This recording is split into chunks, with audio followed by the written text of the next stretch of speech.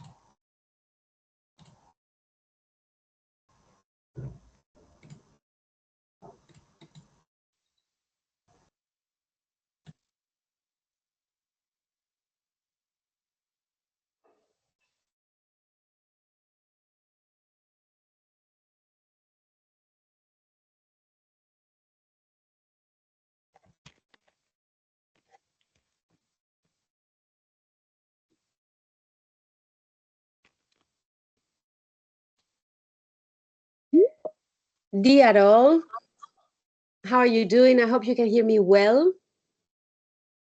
We're giving a couple of minutes to colleagues indeed to join. Thank you very much for coming today. Happy St. Valentine's.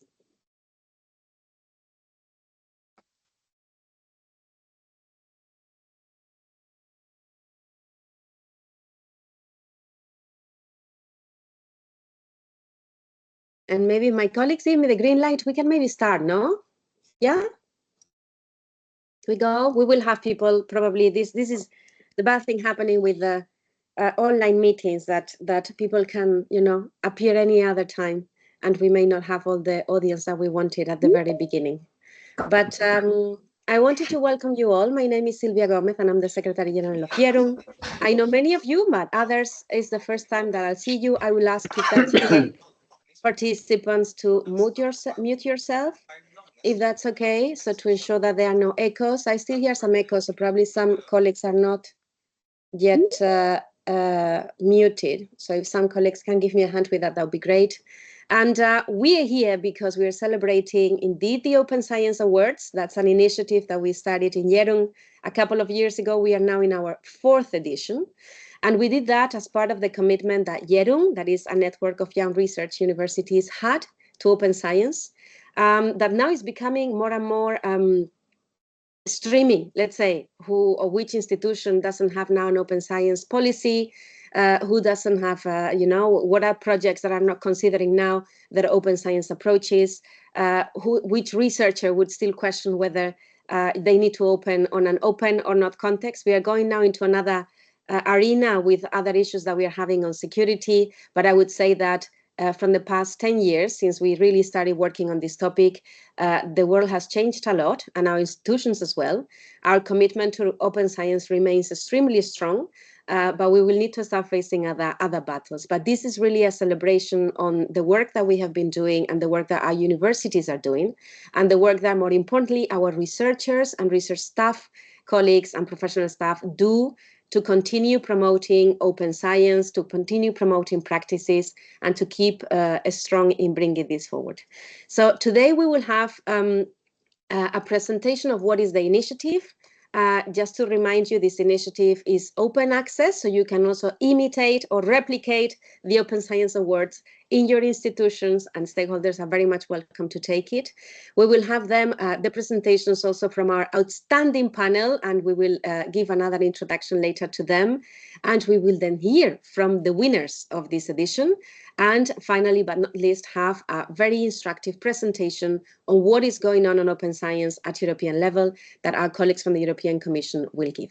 So without further ado, I'm going to give the floor to Mariangela, Mariangela Boy, our networks coordinator and communications officer, and she will give some information on a presentation on what is this initiative and the past, how we have made it happen. The floor is yours, Mariangela.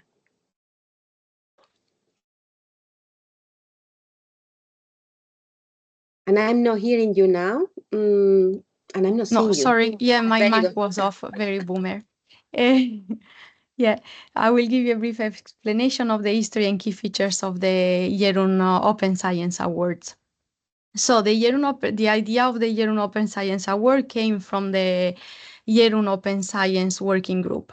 Open Science has been part of YERUN's work since its foundation in 2015, and there has always been a YERUN Working Group on Open Science. Then, with the creation of the current strategy, the YERUN Working Group on Open Science became a YERUN ad hoc group on Open Science.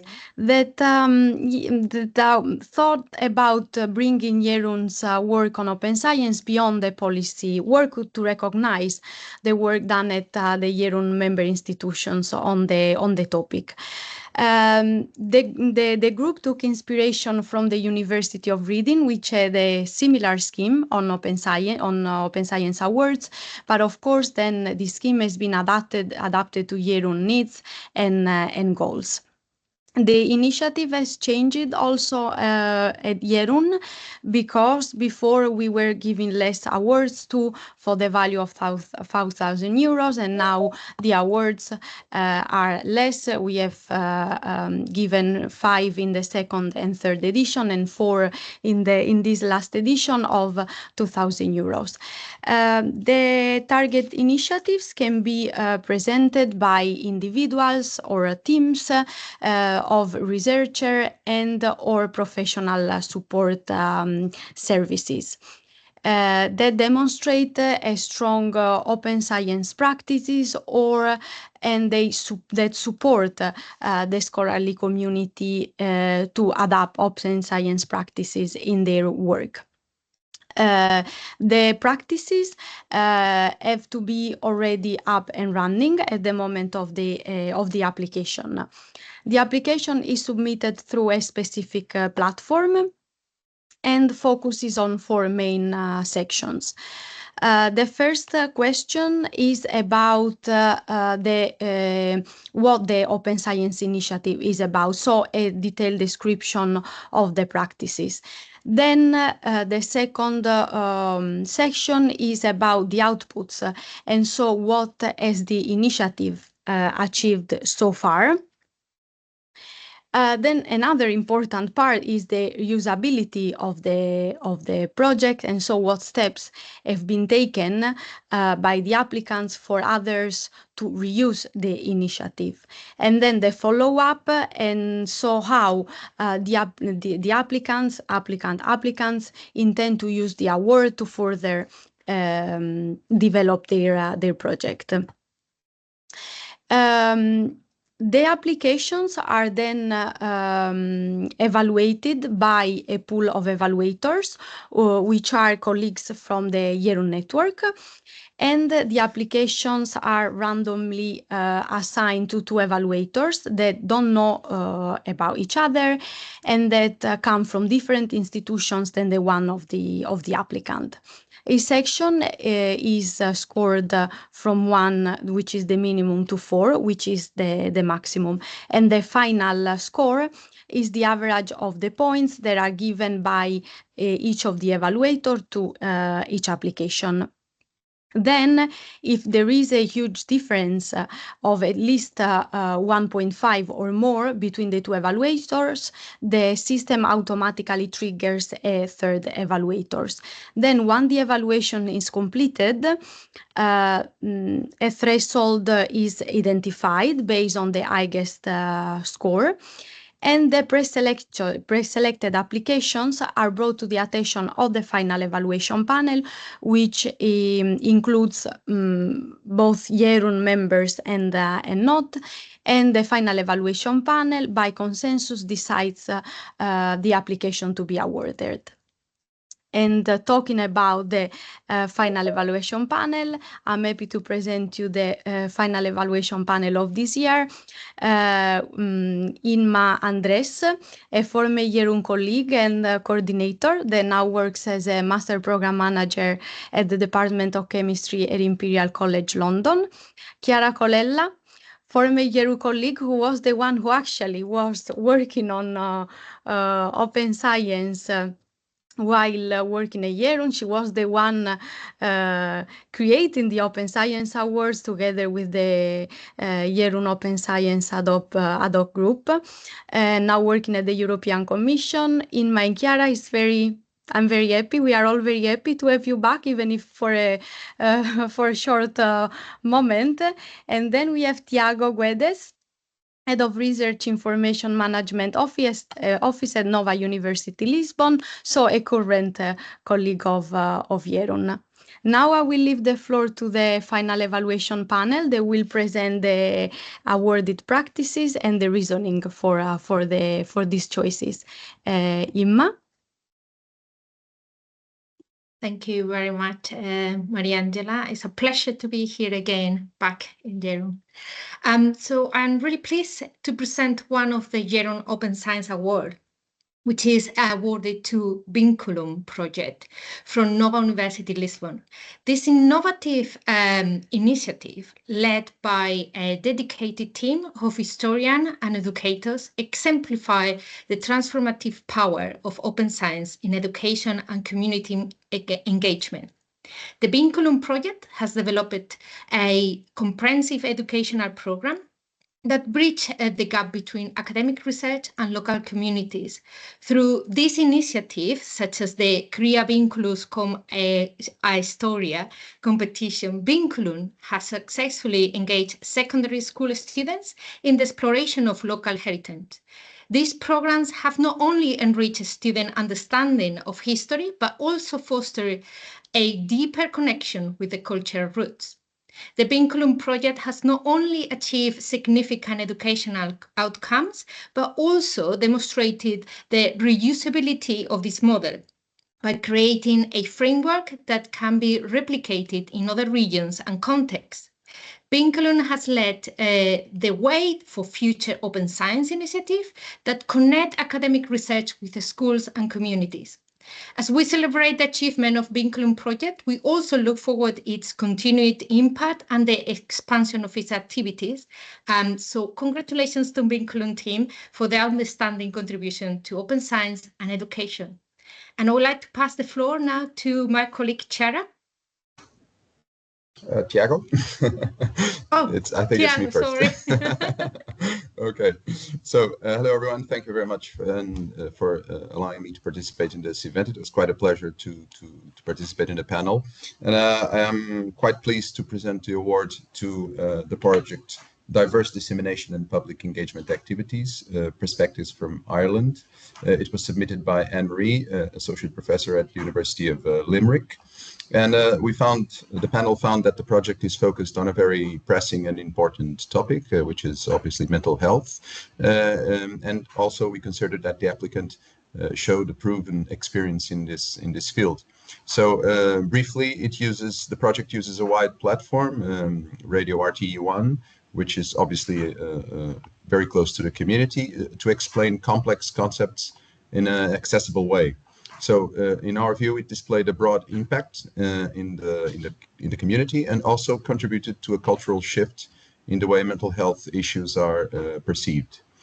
Also, we found that the project outputs, and in this case more related with open science, the recordings and materials are openly available, guaranteeing reusability. And there is also a clear objective to upscale the initiative even further, bringing open science to the general public. So for these reasons, the panel considered the project to be an excellent example of citizen science, clearly under the scope of open science, and found it to be aligned with all the objectives of the YERUN Open Science Awards. So for these reasons, I would like to congratulate Anne-Marie from the University of Limerick. And now I'll pass the floor to my colleague. Hello, hi everyone. Very nice to see many old colleagues and many familiar faces as well as new ones. It was a pleasure to be part of the evaluation panel. I must say it was quite an experience being on the other side of this initiative. And as always, very inspiring to see so many cool practices pushing the boundaries of open science in young universities. So from my side, I will present another winner, which is the Bremer Open Science Initiative. There was an initiative submitted by a researcher, Julia Stern.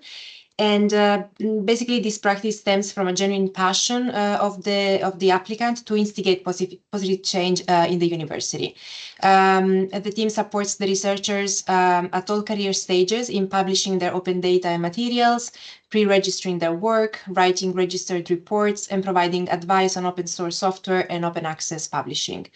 Not only this, but the applicant has also been advocating for the inclusion of open science practices as a criterion in the selection of new professors in psychology, which is a first step for changing the incentive structure in academia. And this is something that has also been very close to YERUN's advocacy work in the past and still currently. Furthermore, the applicant has also been working together with the Vice President for Research and Transfer of the university to develop an open science policy for the university, which is great. And as such, we found that the applicant shows a genuine interest to change the culture of the university and of the academic community. And they're really taking many important steps to plant these seeds of change. So for all these reasons, we found as evaluation panel that this initiative is worth of receiving the YERUN award, and we congratulate them for their work.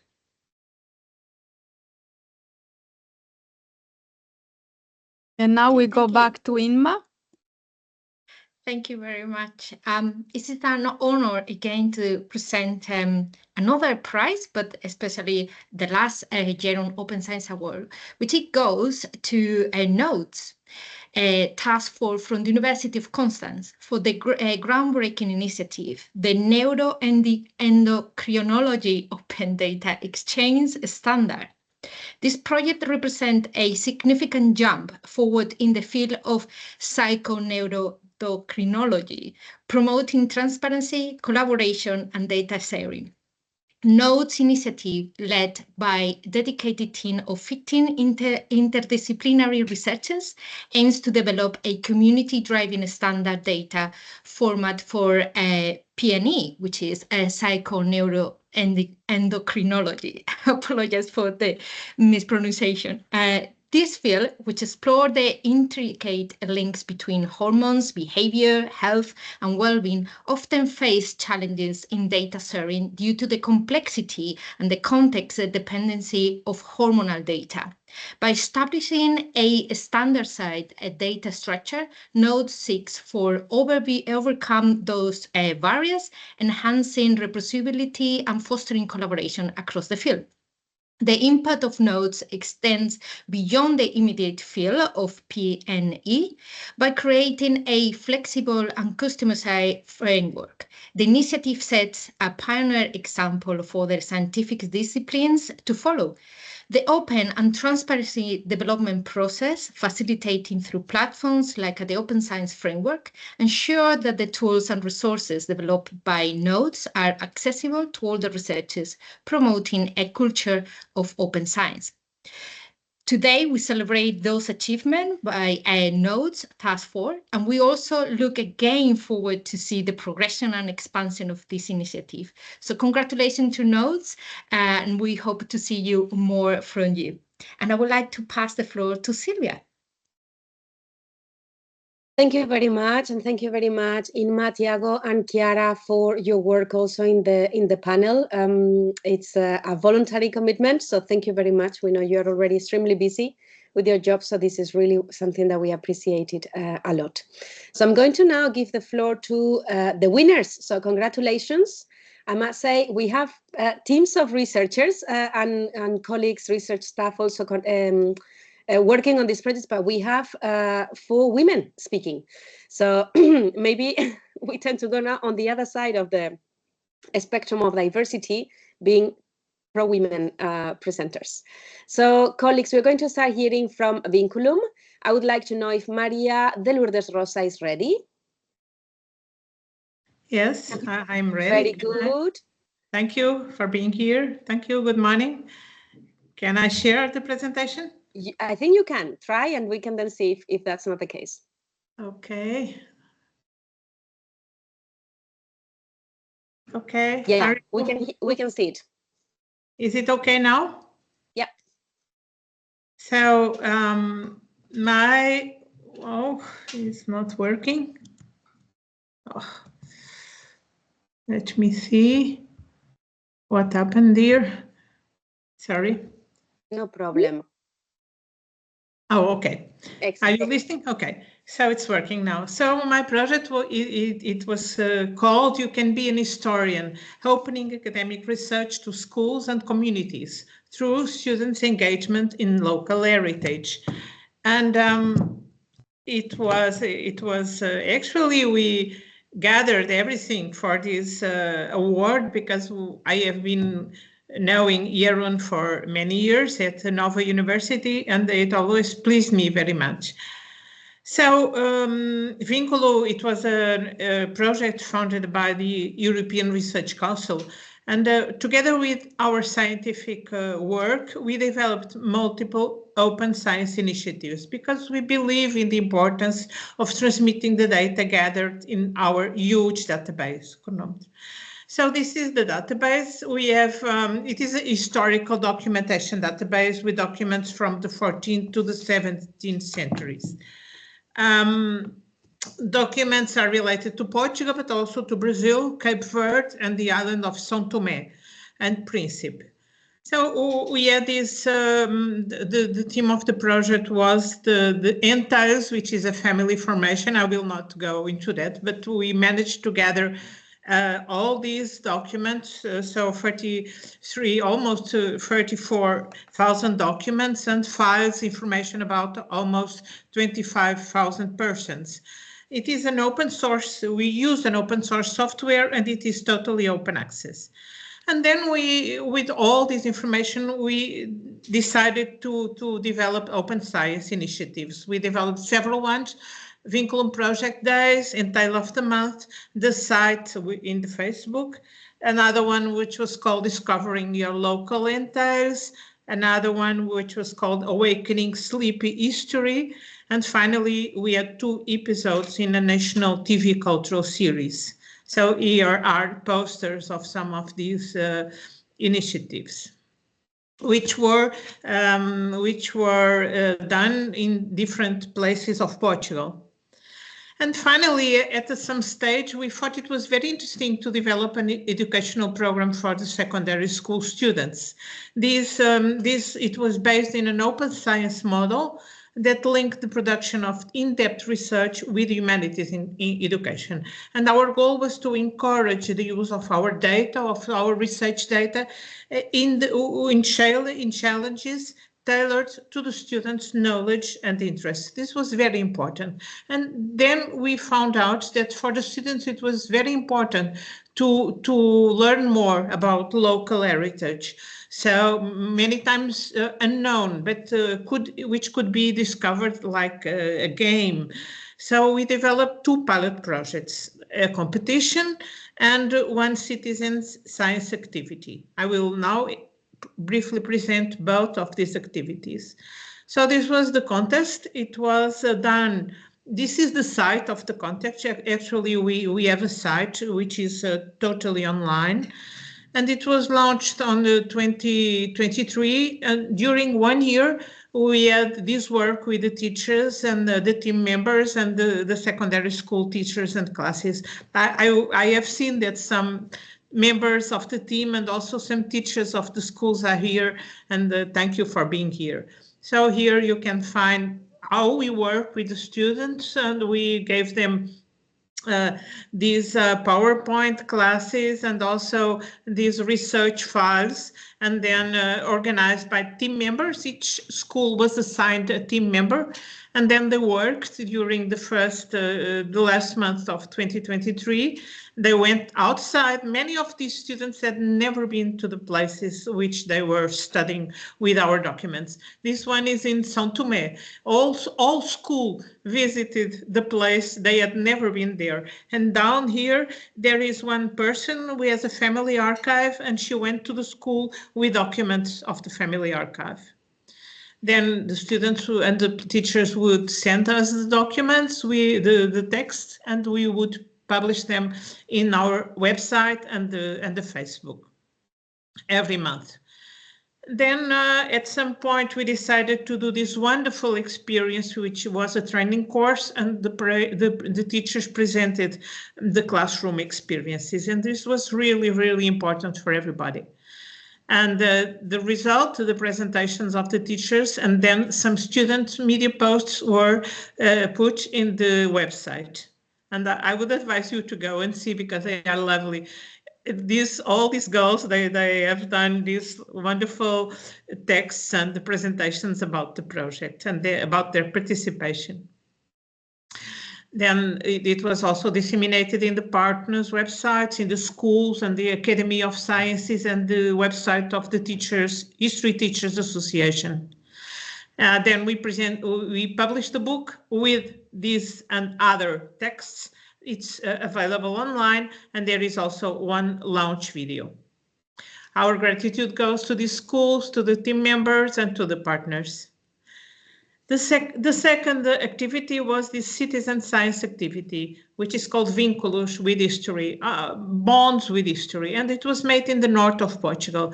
It was actually a dream come true, because in that place many people was willing to do this for years, because there is a large quantity of historical manors, but they could not do, they had no organization, so we proposed them to do this collaborative work, and it was really, really interesting.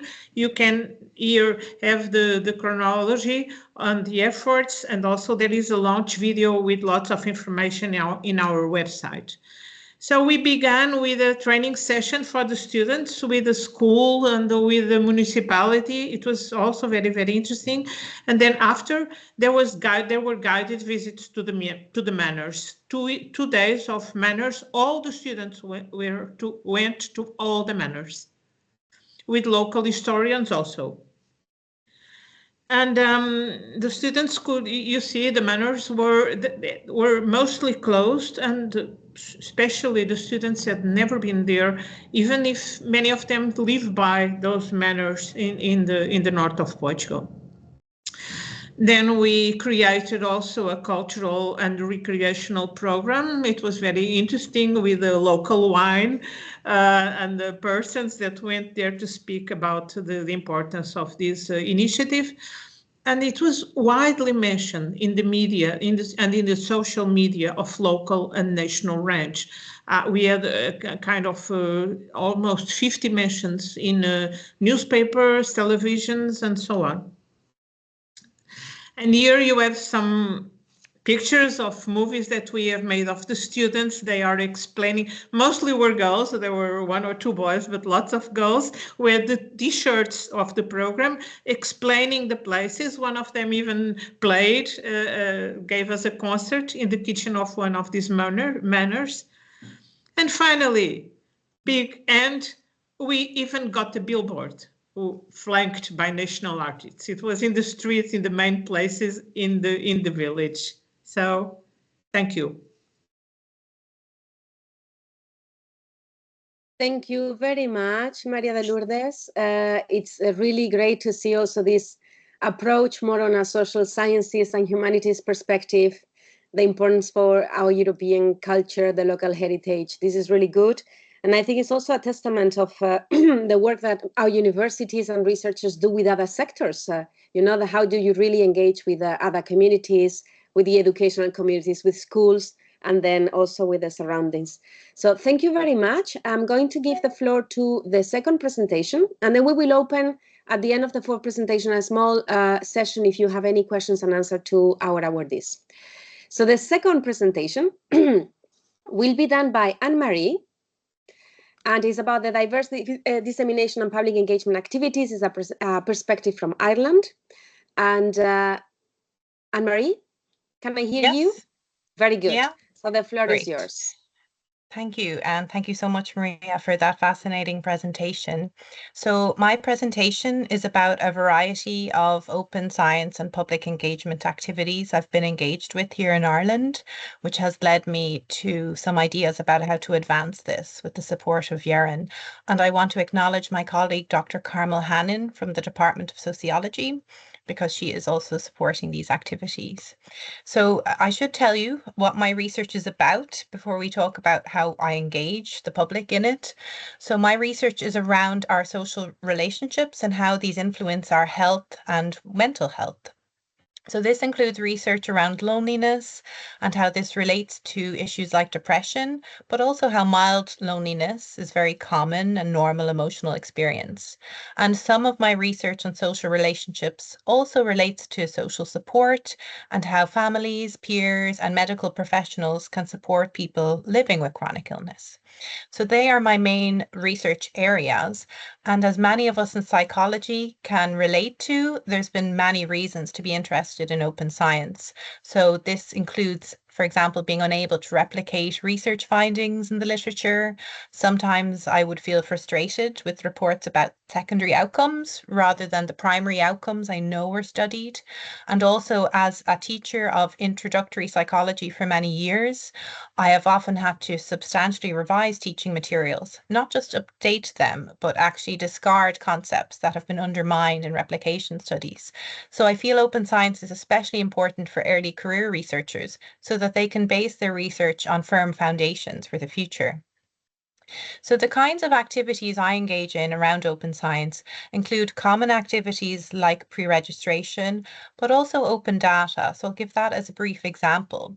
So some of our loneliness research, I made an effort to archive this in the Digital Repository of Ireland, our qualitative interview data. And also we wrote a paper about how to do this in psychology, given there was little guidance around doing this for psychological research at the time, especially for projects around sensitive topics like loneliness can be for some. Now, some of my other initiatives involving the public and patients in the research, and we try and do this in sustainable ways. So some groups are often overburdened with requests to be involved in research. So we try and do that in a way that minimizes the burden for people and that makes best use of the data we already have about people's needs for projects. Now, I suppose my main passions at the moment are around access to education. And I think this overlaps with open science because access to education and knowledge about psychological science in Ireland is often restricted to very few relatively who can study this at third level. So in response to this, I developed a program called The Science of Us, which was funded by Science Foundation Ireland and allowed us to bring a short course on psychology to high school or secondary school students, we call them here, around the area. And what was helpful about this is it allowed us to go to schools that were not very close to the university, who would already have access to different resources there. So it brought psychology into schools where people really would have had limited access. And this is important because there's a lot of mental health talk in Ireland, but not necessarily some basic facts about psychology of mental health. Now, the final big theme of my open science practices relates to public engagement. So much of this, as was mentioned in the introduction, relates to public engagement on RTE Radio 1. So this is Ireland's main radio channel, and I've been very lucky for the past 6.5 years to have a monthly slot on the current affairs show, on this show. So there are about 350,000 listeners, which in Ireland is a lot of people. And this has allowed me to discuss my research findings in health psychology. So, for example, we dedicated this slot to the experiences of parents of children with serious or chronic illness and managed to discuss under-recognized conditions and the experiences of parents in the Irish context for that.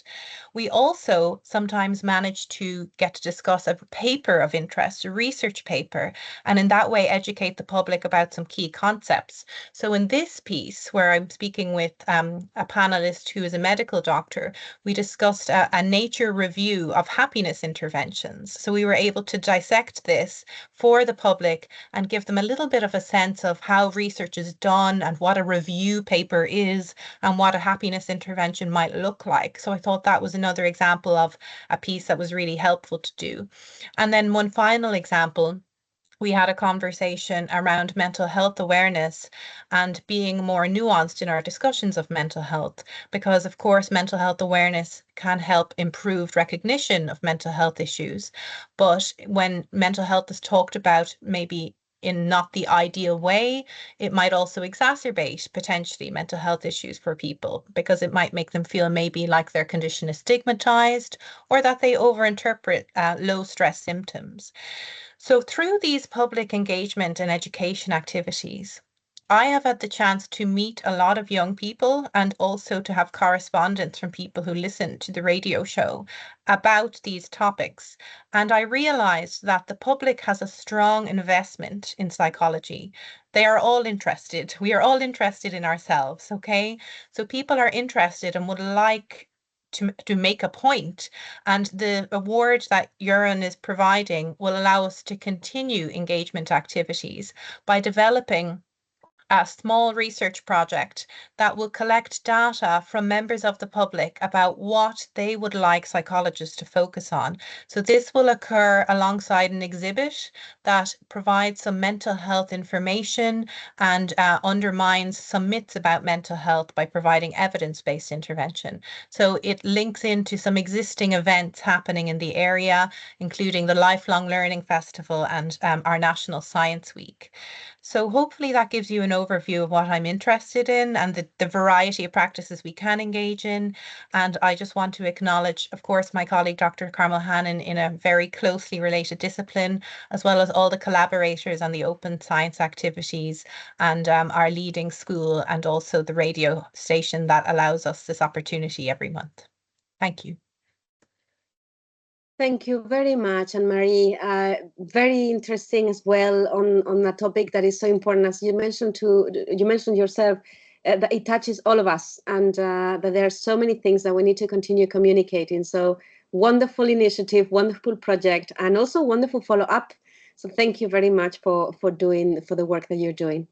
I have our third speaker is going to be Julia Stern from the University of Bremen, and is to present the Bremen Open Science Initiative at Faculty 11.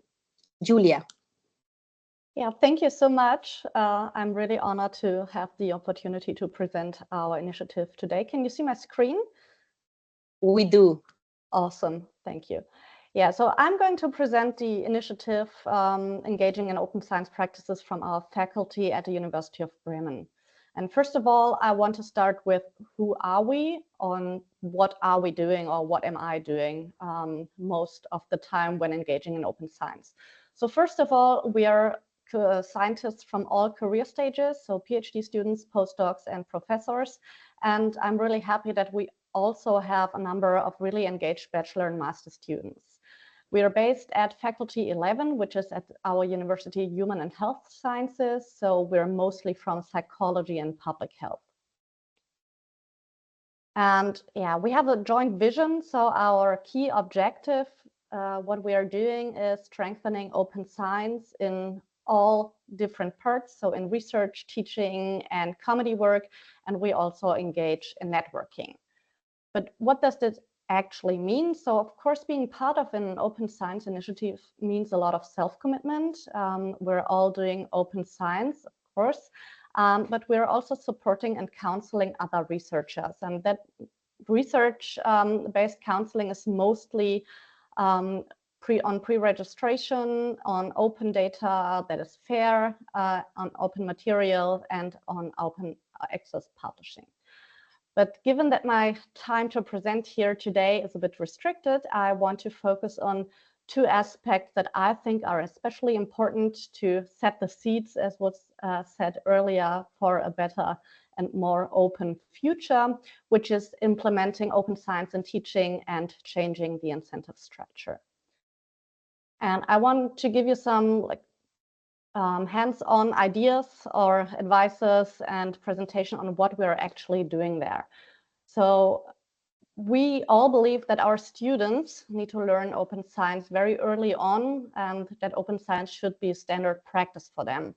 Because for us, this is the only way to ensure that transparency and reproducibility become common among our future early career researchers, because of course they represent the future.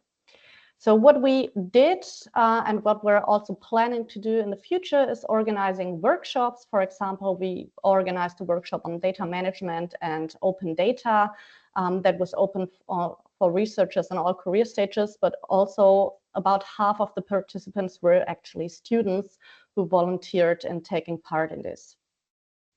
But what might even be more important to not only have volunteer courses is to make open science part of the syllabus so that all students have to learn about it and to practically engage in these practices. Of course, at the very beginning of their studies, it's very important to teach open science so that students learn about the replications crisis, what it actually means, and also what they can do. So what is good scientific practice and what does open science actually mean? But we think it's most important to really have to give them hands-on practices. And one idea that we had and that we already implemented is there is a course named Empirical Experimental Research Training that is a normal syllabus course in all universities in Germany in psychology, and maybe other modules have more or less something similar. But what we did there is that the exam isn't just a written test or something, but usually they have to hand in something like an article at the end of their course. And we split that in two parts to make it a registered report format, which means that at the very beginning, they start to write their introduction part and their methods part, including how they plan to analyze the data. And then they conduct their study after having that plan. And at the end of their course, they're just having to write the results and discussion part and stick to their plan. And yeah, so they already have practical ideas in what a registered report and what open science actually means for them. Another thing that we did is all of our bachelor and master students have to write a thesis, and before they can start with their thesis, they have to hand in a thesis plan or expose. And we do that as a pre-registration with the same idea as for the module that I presented previously. And then we also made engagement in open science practices part of the evaluation criteria. So for the grades that the students receive for their bachelor or master thesis. And we also help them to make their data fair and to share their data and materials and get a better grade if they do that. So what do I mean with changing the incentive structure? We initiated a lot of discussions on how we can change the incentive structure in academia from quantity to quality. And I want to give you some ideas here for the self-commitment part. Something that we all can do is whenever we review a scientific article for a journal, we can ask the authors to share their data or material or to provide something like a statement why they're not able to do that. And in my experience, almost all of them share their data or materials after being asked to do that. So that is a small success maybe that everyone can do. And whenever you get a chance to be an editor for a journal, you can even try to change the submission guidelines or the criteria for publication in a journal. And if someone is interested in how that can actually look like, I can recommend to take a look at the journal Psychological Science, where a lot of great stuff is happening right now.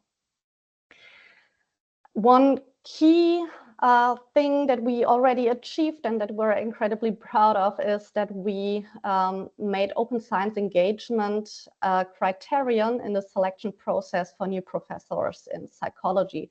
So they had to provide a statement in their application how they are actually engaging in open science practices. And we also asked them what they are doing and evaluated that as a criterion. Also, this can be done for other academic staff as well as tenure track evaluations, for example. But if we don't just want to do that locally and really want to spread the word and change the incentive structure, we always have to engage politically and to do some committee work and talk to the people who are engaged in policy making can really change something. And as was said earlier, we're working together with a committee, including the vice president of our university, to create an open science policy for the entire university. And I think this is really a great thing and an important step. Of course, open science awards is something you can implement, and this is also what we're currently doing locally and maybe already for students and their thesis that they are able to receive such an award. So yeah, I just want to say thank you again, and we really feel seen today. And I want to stop or conclude with that we believe that changing the incentive structure is actually the best way to revolutionize the system and to really transform our work culture. Thank you so much for your attention. Thank you so much again for the opportunity to speak here and for the award. And of course, I want to thank all the members of our initiative for the great work they are doing. Thank you very much, Julia. And I must say, very much liked your connections that you made also with the importance of teaching. So not only anything that we're doing in the process of research and open science policies, but how we then translate and increase these synergies between education and research that are so needed. And then really congratulations on all the work that you're doing on changing the incentive structure. We've always said that YERUN is extremely committed to the reform of research assessment, and we are involved in COARA. Many of our members are as well. And we always made this connection that the beginning of it started when we wanted to promote more open science practices. And then we came with that bottleneck, like, yeah, but if nobody assess these principles, or if nobody assess this or consider it's important, then it's very difficult that people will just do it because they think it's the right thing to do. So in that sense, congratulations. There are so many things going on. So that's really great. And I have a final speaker, Maria Meyer, and she's going to present notes and is the task force for neuroendocrinology open data exchange standard. Maria, can we hear you? I hope so. Very good. I will very good. Share my screen. Can you see my screen? Yes, perfect. Perfect. Super. Very nice design. Thank you so much for the award and for inviting us to present our project here. I'm Maria, a postdoctoral researcher at the University of Constance, and I'm more than happy to also see some task force members in the audience. So I'm going to present notes, and we already discounted I'm working in a field with a very long and complicated name, psychoneuroendocrinology. It's a discipline at the intersection of psychology, medicine, biology, and social sciences, and we're very much interested in the links between hormones, behavior, and health. So, for example, I'm studying how stress increases the risk for disease, or which factors are related to resilience. To measure hormone concentrations, we collect biological samples like saliva or blood. And so the data collection process and the analysis are usually quite time-consuming and also costly. Now, if researchers shared their data openly, we could, of course, make use of these open data sets, and this would save a lot of resources. But sharing data is currently not very common in our field. And with notes, we want to change this.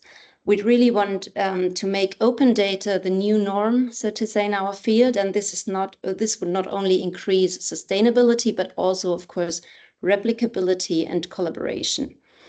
But sharing hormonal data is not trivial. It's usually only correctly interpretable if you need, if you have some context information. And providing this context information in a comprehensive format can be quite challenging. Right now, there is no such thing as a standard in our field that defines how to best present the data to make it usable for others. So our aim is to provide a community-driven standard data structure and establish a certain nomenclature on how to name variables, on which units to use and how to structure data sets, which will hopefully make it more easy to interpret data shared by others. But we also want to provide a technical support or technical support measures like web applications or software packages that help to transfer the own data into the new standard and to validate the integrity of the data. This idea was put forward in an editorial piece by me and my colleagues at the University of Constance and Amsterdam. And we also discussed this idea in a panel discussion at the conference of the International Society for Psychoneuroendocrinology to get an idea whether our field would support such an endeavor. And luckily, we received a lot of encouragement. And so in December 2024, we funded the Nodes Task Force to work on the implementation. And right now, we are around 20 individuals with various backgrounds, ranging from clinicians to animal and human researchers, but we also have some IT knowledge on board. And we come from very different institutions all over the place, and are in contact with journal editors and scientific societies and other big data initiatives in our field, because we really want to work on this together and find a solution together. And of course, there are many open questions right now. For example, how to standardize such a data structure, how should it look like, what do the researchers need? And hearing the opinions of the experts, of the researchers themselves at this very early stage is very important for us, because we want the standard to be adopted widely. So we are quite happy to have received the Open Science Award today, as the award will support us in kicking off a Delphi study that is designed to reach an expert consensus on these questions. And so this is our plan. What we're gonna do is we have formed a steering group that formulates statements about different topics, and we will present these statements to our experts, our researchers, collaborators, experts in the field, and we will ask them for feedback. And then the steering group integrates the feedback and checks whether there is already some sense of consent, some sense of agreement, and we will reformulate the statements. And so we go several rounds of back and forth and feedback, and we hopefully will arrive at some consensus, and these results will then lay the foundation for the subsequent work on the data structure. And this is the current Delphi steering group that is working on this study. Robert and Susanne are also in the audience. And we will use this award to reimburse our experts, because taking part in a Delphi study usually is a commitment, because there's a lot of survey to be filled in. And we will also use the award to disseminate the results. At the moment, we share our progress and all the meeting presentations on an Open Science Framework page, but we are also thinking of, or in the progress of, building a Nodes website as a landing page to share the progress, to share the work results, and on the long run, of course, also have a landing page for our web applications and the infrastructure that we build. And we think that sharing the progress will not only be informative and transparent for our field, but it might also inspire other scientific fields to start working on their own data structure. So with this being said, thank you again for supporting the Nodes, even at this early stage. It is really important for us, because this will lay the ground for reforming the standards in our field towards being more open, towards being more inclusive and collaborative and transparent. I especially thank Milou, Jens, and Christian for supporting this idea very early, and all the people on our task force and the steering group, and also Matthias Landwehr and Petya Popova, who are also in the audience and who supported the application process. Thank you. Thank you very much, Maria. I think you have really very well conveyed the importance of open data and the need to really invest also in your own infrastructures here and how these things can help. We will hear probably also from the European Commission how all these initiatives that we have also on open data at European level, and it would be very good that we are able to connect them all together, no, to really maximize dissemination.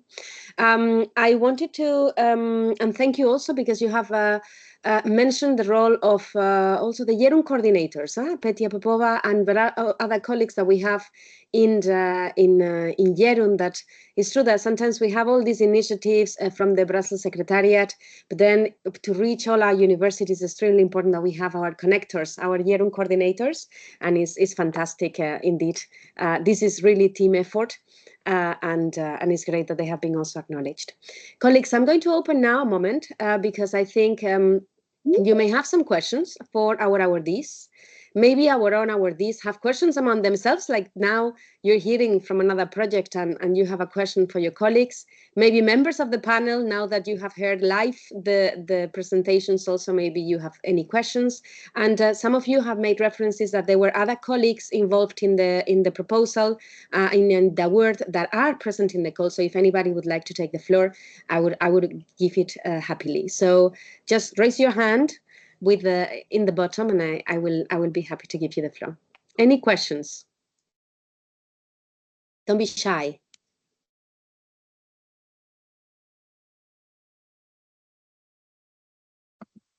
Anne-Marie, go ahead.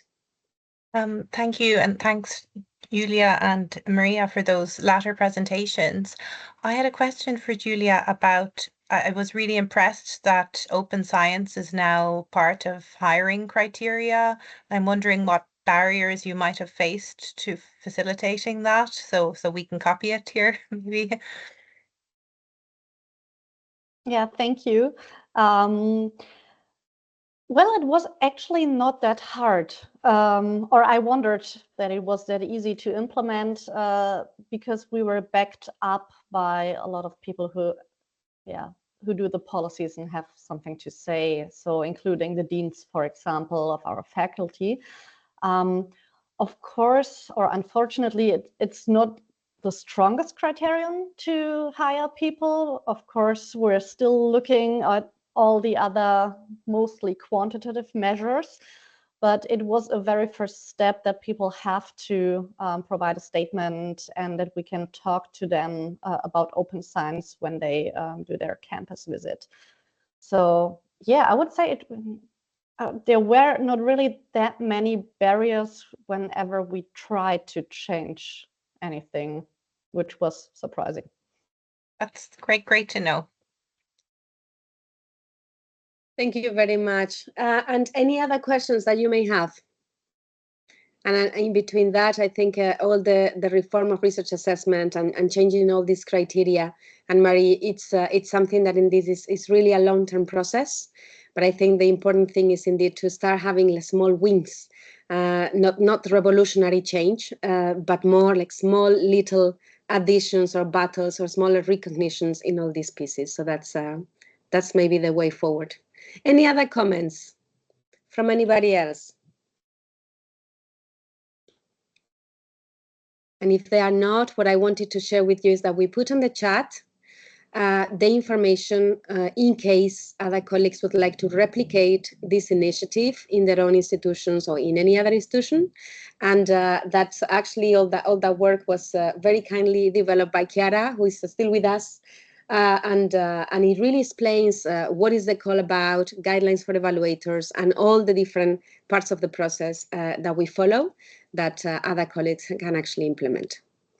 Okay, if there are no more questions, I don't see anything in the chat, so I'm going to give the floor to Javier. Javier López Albacete, are you with us?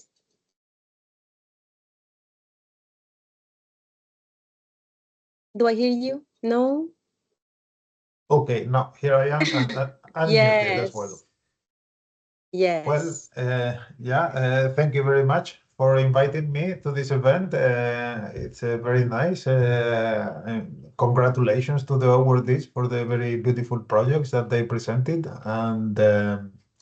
And yeah, now I will try to share with you some news at the EU level on what is the status of open science, our policies, what are a little bit the next steps forward in the next few minutes. So I will share some slides that I have prepared. Let me see if I find them. Yes, it should be the slides. Yes. And now I will go to beginning. Okay, can you see the slides? It's all fine? Perfect. Okay, very Thank you, good. Javier. So this was the suggested title by Silvia, actually, to focus my presentation around the new ERA policy agenda. There is not a lot that I can say about it, so I respected the title, but I will bring other things in the presentation as well. So let's see, this is not moving now. So yeah, you all know this, but it's good to recall that open science proposes a quite a radical change of paradigm in the way that research is conducted. I mean the full research cycle. It can be stated in very simple terms, its main objectives, which is to sharing knowledge and tools, as early as possible and as openly as possible. And to this, I would add the third point, which is as fair as possible. I don't know if you're familiar with the FAIR principles, but these refer very shortly to responsible management of the research outputs. And again, this sharing should be not only within a given discipline or with close colleagues, but more broadly with between disciplines and with society at large. It's also good to recall at this point that open science is not an end in itself, but all this collaboration and transparency that it's entailed in this change of paradigm is to reach concrete objectives, which is more efficiency of all of our investments and efforts in research, more impact, not only scientific, but also societal and economical impact, and more equity and a better and healthier relationship in between science and society at large. Okay, so this is a bit the initial statement. A bit more concretely, and this is from an EU perspective or a Commission perspective, if you wish, the general objectives in a very summarized form that we are trying to advance is, you can see them here, is first of all is to manage immediate and unrestricted open access to all research outputs. And when I say outputs, I'm not talking only about publications. That is historically a bit the element or the output that has gathered more attention, but I'm talking about data, software, or any other kind of output. And of course, we don't only want them to be, would like them to be open as soon as possible, but they have to be made open in a way that it is useful to others. So that requires responsible research output management. And here is where the FAIR principles are a very important guiding principle. They stand for findable, accessible, interoperable, and reusable. This requires, of course, skills and tools to put them in practice. So open science or being open is not just an attitude, but it's also skill. It requires tools, enablers, and know-how. And we have to invest a lot on that. And then if you move to the right, it's not only about the outputs or the final results of research, but also about the methods, the data, and everything that is involved along the research cycle. So if you have a software or you have protocols or you have workflows that help you to reach to a given research output, they should also be made open. And this touches not only because others can build on that, but it touches on very important aspects as reproducibility. Then we are in particular very strongly involved with research infrastructures. This is a very particular sector of the research community, but they are major data producer and they have a very large capacity to drag the rest of the scientific community. In many cases, this is more true in some fields or disciplines than in other, and we would like them to be as open, accessible, and sustainable in principle. And here the open science paradigm has a lot to say. I will come back to this. Then, like I said, we have an open collaboration with society at large. We have very good examples of in the projects that have been awarded today about the collaborations with schools and with stakeholders at large. And of course, to reach all this, it is very important to tap on the incentive systems and to recognize all the different contributions that actually contribute to the quality of research, the quality and the impact of research, and that is an open problem. Okay, so I don't want to spend much time on this or to get too political, but it's good to recall that this program in general has a very strong political support at the EU level. I try to exemplify that here by showing you a list of Council conclusions and Council recommendations that have been issued over the last years. Very recently, they all relate quite directly to open science. For those of you not familiar with what this is, well, that the Council is where the member states gather and make, well, they make many things there in the Council, but in particular, they adopt by unanimity these guidelines or directions in the form of Council conclusions or what should be the next steps for RNA in Europe. And also as a consequence of that, in the European Research Area Policy Agenda, there were 3 actions out of 20, I don't remember how many in total, more than 20, sorry for that, but 3 of them were very directly related to open science. Again, for those not familiar with what the European Research Area Forum is, it is a place for collaboration in between member states and stakeholders to make a reality the idea of a unified European research area as a real internal market for research and knowledge. And one thing that is important to know about the European Research Area is that it's a forum for voluntary collaboration where member states and other stakeholders, YERUN actually participates in the ERA Forum very frequently. I meet your colleagues there often. Is that it's a voluntary participation. So member states engage in actions, but they don't have a strong commitment to actually deliver on them. It's based on voluntary contributions and coordinations. But again, open science has been very high up in the agenda for the last 3 years.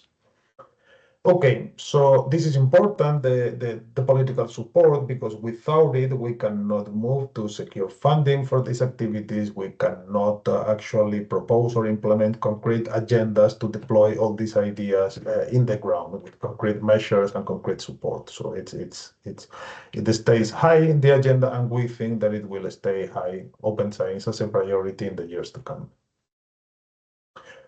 Okay, on these slides, going back a little bit to political or policy coordination, I would like to show this slide that shows that many countries in Europe, according to our EOSC observatory, and this is a tool to monitor the progress on policies, and not only policies, but also implementation on open science across Europe and member states and associated countries. So we have this tool of the EOSC observatory where we gather, and you can access it online. Sorry, there is some noise in the background. Okay, I'll try to continue anyhow. So this is based on data provided by member states directly, and we track many different aspects of open science. I highlight this one, which is the fact that now most of the countries in Europe have some national strategy or policy around open science. And this is a very important step, because if I had a similar map dating back like 6, 7, 8 years ago, this would be completely empty. So there is a very strong consensus, and this is reflected, like I said, little by little. It acquires a more concrete shape, because these national policies often are supplemented with concrete strategies and funding mechanisms. So this indicates positive progress in this direction. However, if now you zoom in and try to have a feeling of what the practice of open science is, how much we have progress there, the numbers are not so good. I am showing that in this slide with a number of indicators. For instance, if you look at how many publications are available in open access, well, these are different ways of measuring this, but indicatively, it's still around the 50%, not all of them. That was the aim. Now, if you look, for instance, at how many authors of publication do actually retain copyright in contracts with subscription journals, the number is very small. It's 1 out of 10. And of course, if you don't have the right on the material, you in principle are not legally allowed to share it. And this is a big problem. We also see that the FAIR principles, even if they are gaining more traction and there is better understanding on what they actually mean and how to implement them, but a very small, reduced number of researchers are aware of them or even put them in practice.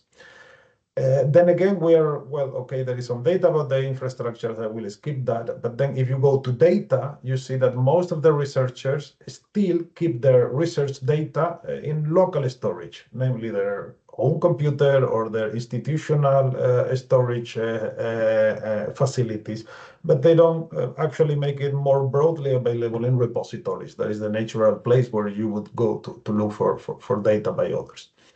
And then again, a very worrying date, and this is of course very difficult to quantify. I won't go into the details how this was done, but still the importance of publishing and attracting external funding is crucial for research careers, for promotion, for getting jobs, and for getting grants. And this is a very skewed or imbalanced way of actually evaluating research. So, okay, to summarize my previous slides, we have a very strong consensus that we have to advance in this direction. I showcased that more at the political level, also going country by country, but we still have a lot to do to actually make open science really the new normal.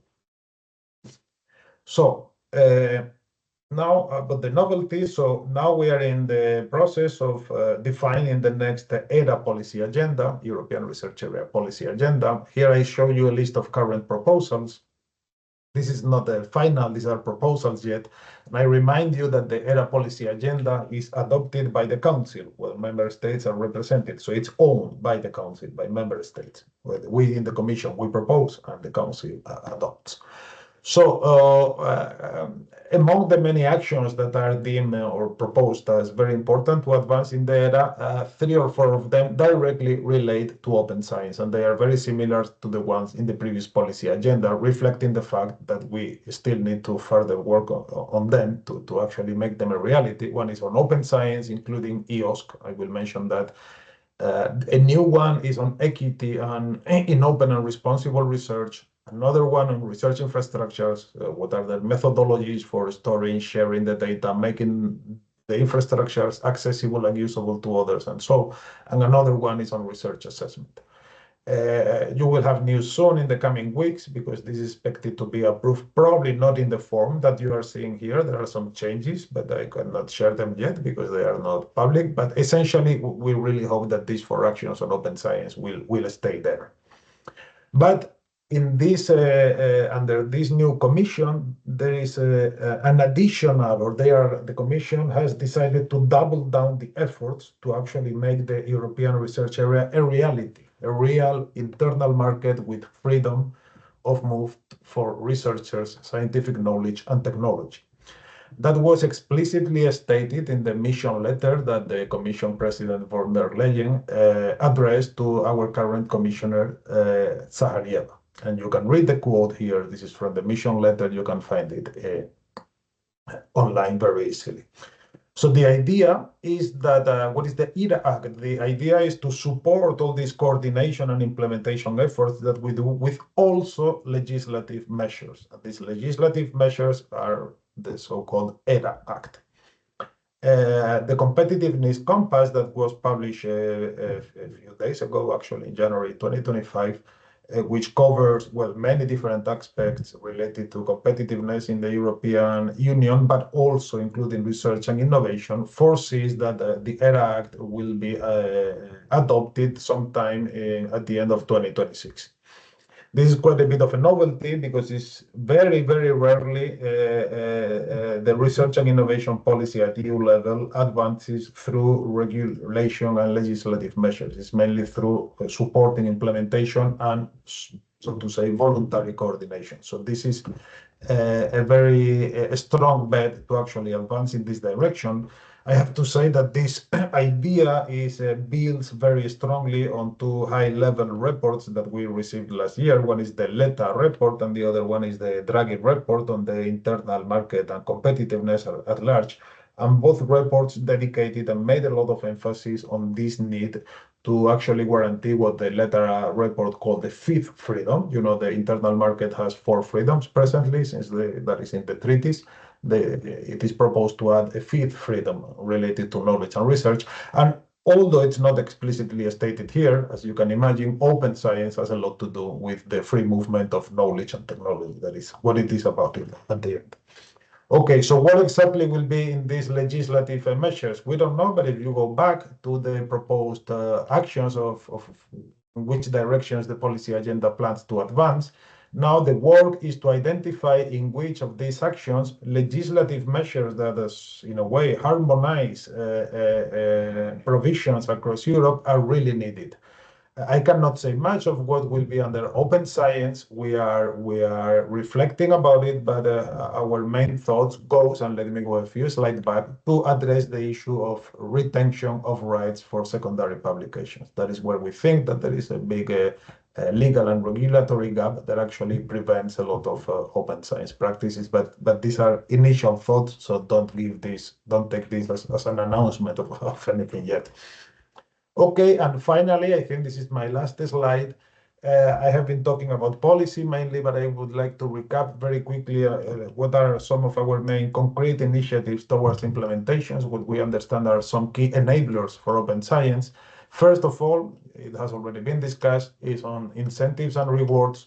We have been promoting and supporting very strongly the reform of research assessment in such a way to move from a quantitative to qualitative evaluation and research, and for a better recognition of the many different outputs and contributions that support the quality and the impact of research. This is not only about open science, but it's also and very strongly a critical element about open science. Open science, like I said before, requires skills, requires dedication, requires tools. And why would people or researchers invest in all that if then they are not recognized for that or incentivized in their career? So, and I love to see this example by Julian. Sorry, I think I got her name right. Because it goes exactly in the direction of the spirit of this reform. Here the progress is good. There is the Coalition for Advancing Research Assessment with over 700 members by now. There are 13 working groups which are very active in proposing ideas and in reflecting together. And likewise, there are 19 national chapters which are very active on the topic. This is a good moment to invite you all to join it. COARA is very, very open, so anyone that is interested and willing to participate in these discussions is welcome. Then, like I said, we need to advance in the legislative and regulatory environment for practicing open science. I mean, you know all about this conflict. I publish something. The moment I publish, I sign on a contract where I give all the rights to the publisher. Then, even if I want to use my own figure or plot or data created by myself, I have to ask permission to the publisher. Otherwise, I'm in a blurry legal situation that is an important impediment. And then we are, of course, very much invested in deploying open research infrastructures and in fostering the acquisition of skills. Two of our flagship initiatives on which we expect to have very good news during this year is the European Open Science Cloud. This can be understood as an infrastructure to find and share digital research outputs. More than an infrastructure, is a federation or a system or systems. What we are aiming to do here is to actually connect existing research organizations, research infrastructure, service providers, and interconnect them in a federated spirit. And we hope to see very good a prototype of this EOS already working this year. So stay tuned. Likewise, Open Research Europe, this is again a prototype or a pilot owned by the European Commission. It's a publishing platform that underpins all the open access philosophy. And now we are working, and there is very good progress on that, in extending it to other European partners and organizations to really make an European publishing platform which is fully open and along the lines of Diamond Spirit, maybe not fully open, but almost. Again, and sorry, I wrap up, maybe I think I am over time, but we are supporting the acquisition of skills and the education for practicing open science and data-intensive research that is critical. And again, we are supporting very much activities related to open collaboration with other sectors in science, with other knowledge systems, including citizens and civil society. And very finally, if you are wondering how we plan to keep supporting all that, well, very much all of these activities and everything I mentioned before will receive support through either the YERUN or the research infrastructure work programs. And now for the 2025 work program is in its close to final form. We expect that it will be adopted very soon in the second quarter of 2025. And now we are also drafting the work program and the topics for the 26-27 work programs, both YERUN and research infrastructure. We're early drafting stage. And we hope that this work program will be adopted for December 2025, and therefore this would present opportunities for the whole community, including, of course, all of you here, if you're interested to receive support and funding for these kind of activities. Okay, I'm sorry, I think I am over time. This was my last slide. I will stop sharing now. And again, okay. I hope it was somehow useful to you, but many things, I don't know. But okay, that is a bit my summary. And congratulations again to all the awardees and to YERUN for putting this very nice initiative in place, because raising awareness is, of course, also a critical element to advance. Thank you. Raising awareness and increasing recognition, indeed. And Javier, thank you very much. It's been really comprehensive, but very useful, at least even to me. So that's always very good. I think it's very important that you have raised, on the one hand, how open science remains very high in the political agenda, and what does it mean? Because it's true that for us, it's always, we as an organization of universities, it's always difficult to explain why we are in Brussels and what's the work that we're doing and how we connect with policy. And today here we have colleagues that they are on their daily job doing something much more concrete, on the implementation. So it's very good that you explain, listen, this is why it's important that at European level is a priority, that your countries get engaged, that then you will have more opportunities for funding in topics that are important for you, and that this also you can have recommendations and, as something may be coming next year, legislation on key aspects that could facilitate your work.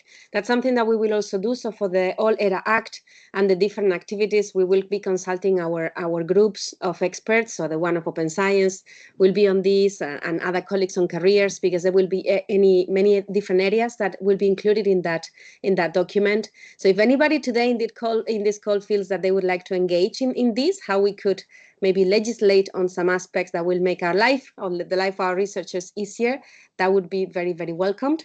And then thank you also, Javier, for bringing up that among different priorities, the support for skills and education in open science will remain, and also the collaboration with other sectors. And I think there are many, I think if not all, the awardees of today are very connected. So the YERUN Award is a very small award.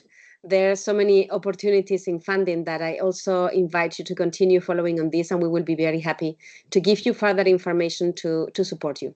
One question, Javier, it is just, is there anything in the presentations from the awardees that you would say, well, considering the initiatives that we have at European level, I'm thinking very much on the one of notes. We are working on a platform that is going to have data. How could what would be your recommendation to make sure they connect with these European initiatives, and that then, there is not fragmentation, because in the end, everybody does something, but is there anything that we could maybe consider to collaborate more? It's a difficult question, and it's very spontaneous. It is difficult indeed, because one of our main job is to coordinate many different kind of initiatives and many different levels, from initiatives that are put forward by a concrete university or a concrete research group, or to initiatives which are of a bit more broader scale at the national level and policy. So I think that the principle of subsidiarity applies well here. What I would say is try to find for the organizations or in your context, either national or academic context, that are better embedded in these coordination activities. So if you're talking about the data platform, so for instance, in Germany, there is an FDI, which is the large German national effort to actually federate all the data sharing efforts. And there is the representative of the national in the EOSC steering board. I mean, that is the easiest way to get the news from what is happening at the global coordination level. Of course, you can always reach us directly. If you have any concrete question, we will be to be happy to try to answer it. But I think that is the most effective way, and it's in line with the principle of subsidiarity. Find the closest but largest than you that is actually involved in this, and probably you will get useful guidance from there. I don't know. I think it makes sense, but the question was very difficult. So No, that's okay. That's okay, Javier. Thank you very much. Does anybody have a question for Javier? Anybody that would like to ask something from the awardees or other participants?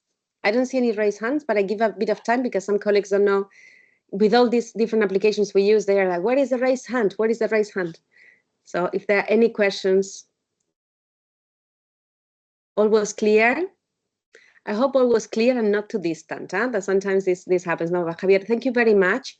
And I think also the answer to that you gave to the question was very good, because I think what I would like also to conclude with for our awardees, but any of our colleagues, is you have now this award, but be aware that we can still facilitate much more dissemination of the work you're doing, and the YERUN network will be very happy to continue doing so. So keep us posted on the work you do. Let us know, and we will be very happy to disseminate it within the YERUN network and much beyond. And then the other aspect is we are always very busy doing our job, and we kind of sometimes forget the bigger picture. It is very good to keep our eyes open, ensure that we have the right contacts and the right connections. We have indeed, through colleagues in the Commission and also other colleagues, for example, in both, in many initiatives of open science, but also all the things that Javier mentioned on COARA, on the reform of research assessment. If there is anything after today that you would like to connect to, let us know, because this is how we will then build all the necessary bridges without duplicating information, and for sure without having fragmentation. So we'll do in our way our best. Without further ado, I'm happy to give 5 more minutes to the days of everybody in such an important happy Valentine's, for enjoying the time with your colleagues, your friends, your lovers, your family, or anybody that you would like to have, even yourself. So please take some time, have this for the awardees. Thank you very much for having participated in this award. That's why it makes them, important. Thank you very much, Javier, for your participation and constant support also from the European Commission. We had contacts with the unit of open science already, I think, since I started many years ago. And you're always extremely helpful. And thank you, our panelists and the evaluators that were involved in the first part of the process. Thank you very much for this work, and thank you also to my team, Mariangela, Gabriela, that have also been facilitating this in the back, and that will also disseminate all this information afterwards. So have a very nice 14th of February, colleagues. Keep in touch with us. Feel free to disseminate also the news. They're going to be published on our website very soon. And yeah, thank you. Thank you. Bye-bye. Bye-bye. Goodbye. Thank you. Bye. Thank you. All the best.